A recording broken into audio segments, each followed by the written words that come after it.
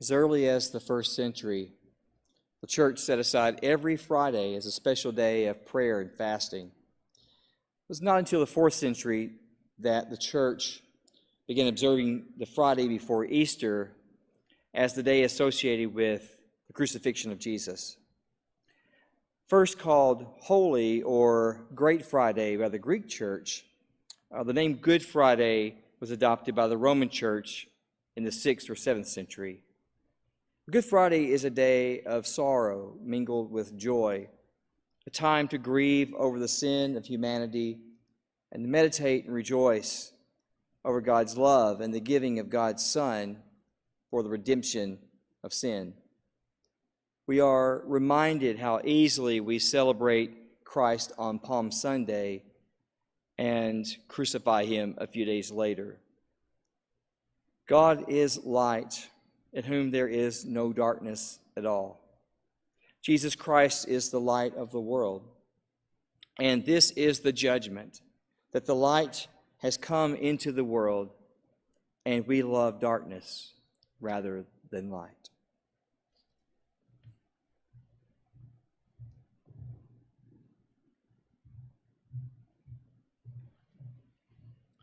Our call to worship this evening comes from the book of Hebrews, chapter 4, verses 14 through 16. We have a great high priest who has gone into heaven, and he is Jesus, the Son of God. That is why we must hold on to what we have said about him. Jesus understands every weakness of ours because he was tempted in every way that we are. But he did not sin. So whenever we are in need, we should come bravely before the throne of our merciful God. There we will be treated with undeserved kindness, and we will find help.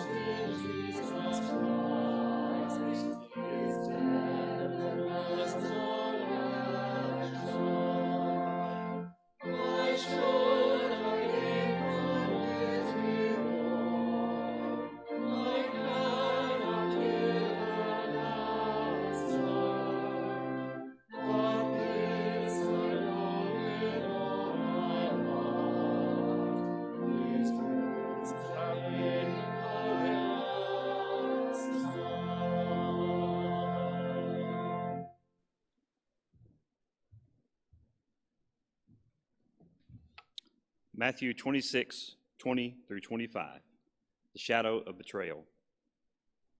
When Jesus was eating with his 12 disciples that evening, He said, "One of you will surely hand me over to my enemies." The disciples were very sad, and each one said to Jesus, "Lord, you can't mean me." And he answered, "One of you men who has eaten with me from this dish will betray me. The Son of Man will die, as the Scriptures say, but it's going to be terrible for the one who betrays me. That man would be better off if he had never been born." Judas said, "Teacher, you surely don't mean me." "That's what you say," Jesus replied. But later, Judas did betray him.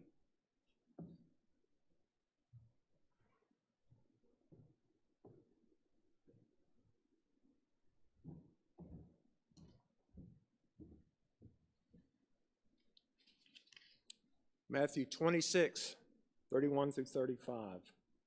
Shadow of desertion. Jesus said to his disciples, "During this very night, all of you will reject me. As the Scriptures say, I will strike down the shepherd, and the sheep will be scattered. But after I am raised to life, I will go to Galilee ahead of you." Peter spoke up, "Even if all the others reject you, I never will." Jesus replied, "I promise you that before a rooster crows tonight, you will say 3 times that you don't know me." But Peter said, "Even if I have to die with you, I will never say I don't know you." All the others said the same thing.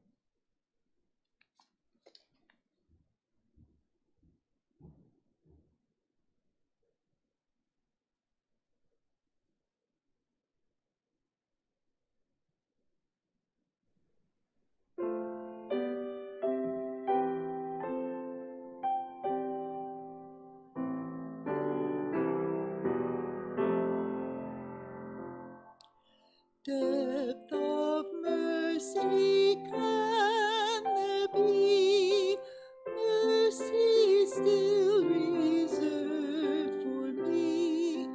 Can my God his wrath forbear, be the chief of sinners spare? I have long withstood his grace, long provoked him to his face, would not listen to his calls. I have grieved him by 1,000 falls. Is there mercy still? Is there mercy still? Is there mercy still for me? I, my Master, have denied. I again have crucified and profaned his hallowed name, put him to an open shame. Therefore me the Savior stands, shows his wounds and spreads his hands. God is love, I know, I feel. Oh, Jesus weeps and loves me still, loves me still. Now incline me to repent. Let me now my sins lament. Live in grace and be restored. Weep, believe, and sin no more. Depth of mercy can there be, mercy still reserved for me. God is love, I know, I feel. Oh, Jesus weeps and loves me still. Is there mercy still? the mercy still. There is mercy still. Yes, there's mercy still. There is mercy still for me.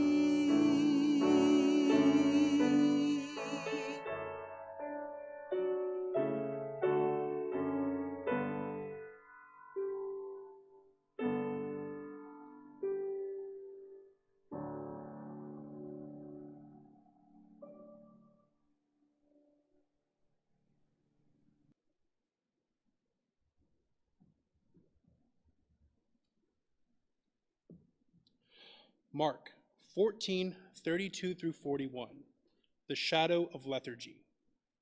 Jesus went with his disciples to a place called Gethsemane, and he told them, "Sit here while I pray."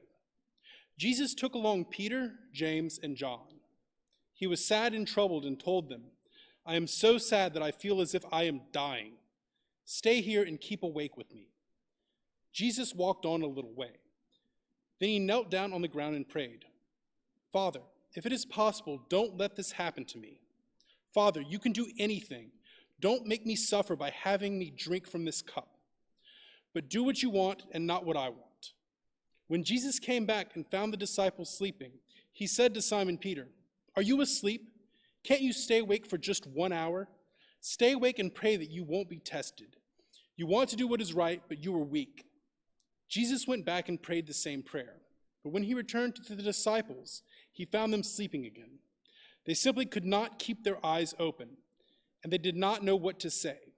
When Jesus returned to the disciples the third time, he said, "Are you still sleeping and resting? Enough of that. The time has come for the Son of Man to be handed over to the sinners. Get up, let's go. The one who will betray me is already here."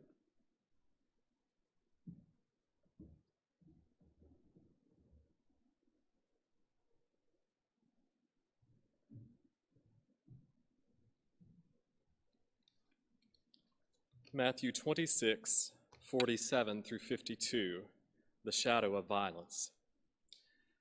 Jesus was still speaking when Judas the betrayer came up. He was one of the 12 disciples, and a large mob armed with swords and clubs was with him. They had been sent by the chief priests and the nation's leaders.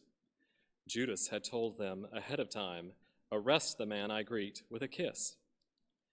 Judas walked right up to Jesus and said, "Hello, teacher." Then Judas kissed him. Jesus replied, "My friend, why are you here?" The men grabbed Jesus and arrested him. One of Jesus' followers pulled out a sword. He struck the servant of the high priest and cut off his ear. But Jesus told him, "Put your sword away. Anyone who lives by fighting will die by fighting."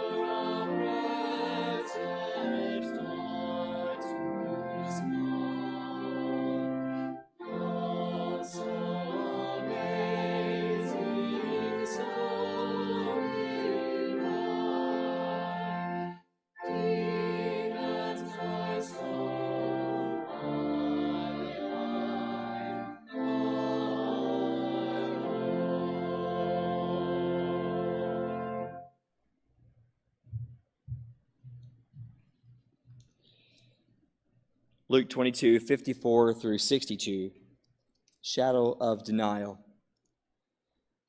Jesus was arrested and led away to the house of the high priest, while Peter followed at a distance.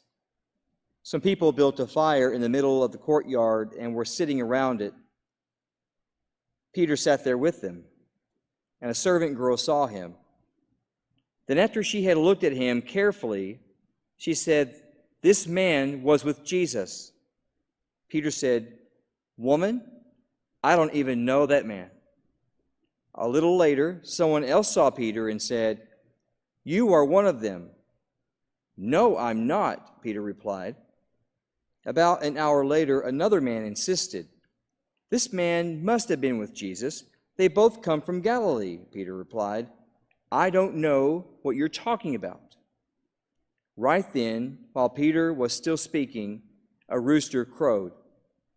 The Lord turned and looked at Peter, and Peter remembered that the Lord had said, "Before a rooster crows tomorrow morning, you will say 3 times that you don't know me." Then Peter went out and cried hard.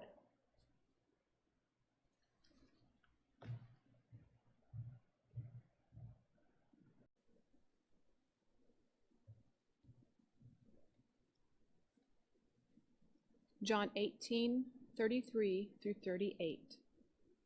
The shadow of cynicism. Pilate then went back inside. He called Jesus over and asked, "Are you the king of the Jews?" Jesus answered, "Are you asking this on your own, or did someone tell you about me?" "You know I am not a Jew," Pilate said. "Your own people and the chief priests brought you to me. What have you done?" Jesus answered, "My kingdom doesn't belong to this world. If it did, my followers would have fought to keep me from being handed over to the Jewish leaders. No, my kingdom doesn't belong to this world." "So you are a king," Pilate replied. "You are saying that I am a king," Jesus told him. "I was born into this world to tell about the truth, and everyone who belongs to the truth knows my voice." Pilate asked Jesus, "What is truth?"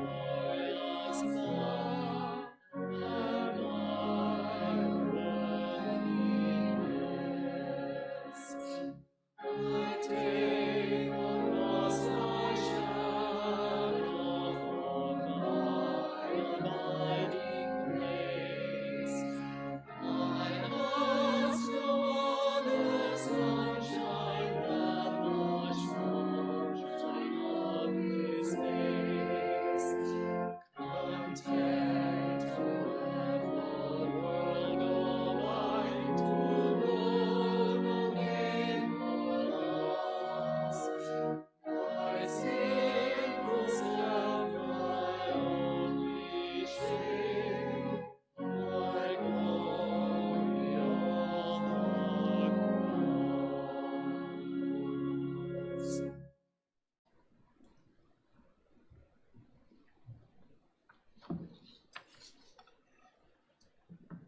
Matthew 27:20 through 26. Shadow of irresponsibility. But the chief priests and the leaders convinced the crowds to ask for Barabbas to be set free and for Jesus to be killed. Pilate asked the crowd again, "Which of these two men do you want me to set free?" "Barabbas," they replied. Pilate asked them, "What am I to do with Jesus, who is called the Messiah?" They all yelled, "Nail him to the cross." Pilate answered, "But what crime has he done?" "Nail him to the cross," they yelled even louder. Pilate saw that there was nothing he could do and that the people were starting to riot. So he took some water and washed his hands in front of them and said, "I won't have anything to do with killing this man. You are the ones doing it." Everyone answered, "We and our own families will take the blame for his death." Pilate set Barabbas free. Then he ordered his soldiers to beat Jesus with a whip and nail him to the cross.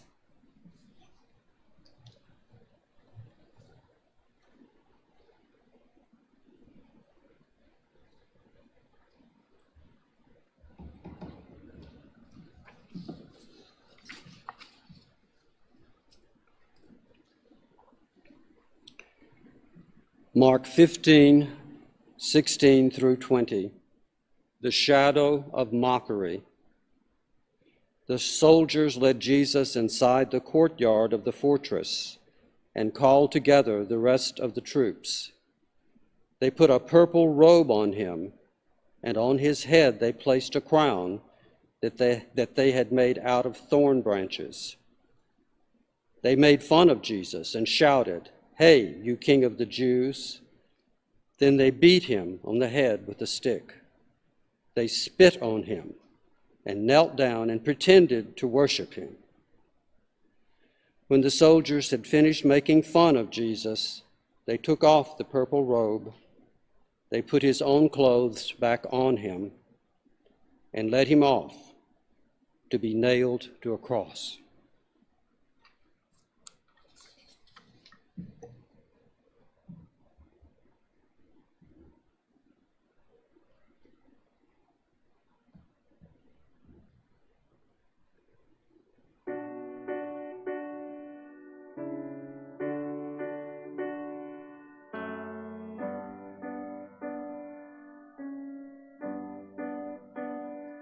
There's a place where mercy reigns and never dies.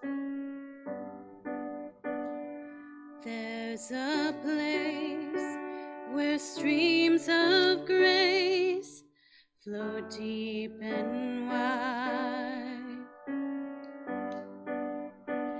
where all the love I've ever found comes like a flood, comes flowing down. At the cross, I surrender my life. I'm in awe of you. I'm in awe of you. Where your love ran red and my sin washed white, I owe all to you. I owe all to you, Jesus.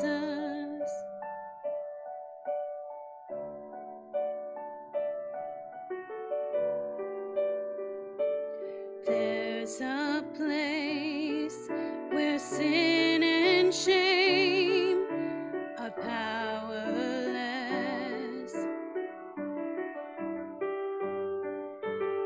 where my heart has peace with God and forgiveness,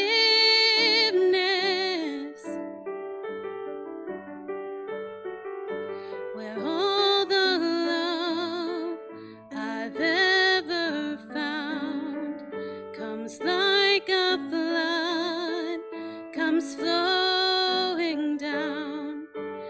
At the cross, I surrender my life. I'm in awe of you.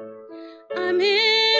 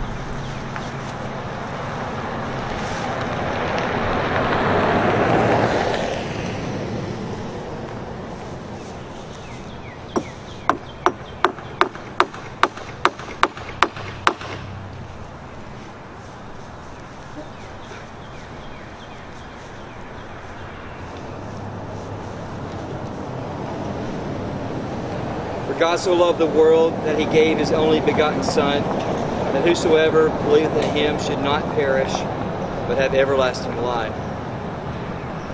Christ Jesus, you hung upon a cross and died for us, so that we might live for you. Your body was broken, your blood shed, so that we might be healed and made whole. You were faithful unto death, so that we might be faithful unto life. Your last command was that we might love one another, one family together from every tribe and nation, a new creation united through your sacrifice, redeemed by your blood, healed by your love, united by your covenant of peace. In your death, may we find life. In the name of our crucified Lord, amen.